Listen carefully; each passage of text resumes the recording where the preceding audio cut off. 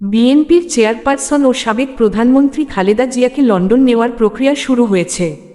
তাকে বহন করা কাতার সরকারের অ্যাম্বুলেন্সটি মধ্যরাত বা শুক্রবার ভোরে ঢাকায় অবতরণ করতে পারে। তবে কাতারের আমিরের এয়ার অ্যাম্বুলেন্স বৃহস্পতিবার রাতে ঢাকায় পৌঁছানোর কথা থাকলেও টেকনিক্যাল সমস্যা দেখা দেওয়ায় তা বিলম্বিত হতে পারে বলে জানা গেছে। বৃহস্পতিবার বিকালে গুলশানে চেয়ারপারসনের কার্যালয়ে এক সংবাদ সম্মেলনে বিএনপি মহাসচিব মির্জা ফখরুল ইসলাম আলমগীর বলেছিলেন, কাতারের আমিরের বিশেষ এয়ার অ্যাম্বুলেন্স ঢাকায় পৌঁছাবে রাতে। তবে সন্ধ্যা 7:30টায় একটি গণমাধ্যমকে তিনি বলেন, এয়ার অ্যাম্বুলেন্সে কিছু টেকনিক্যাল সমস্যা দেখা দিয়েছে, সেটার আশা কিছুটা বিলম্বিত হতে পারে।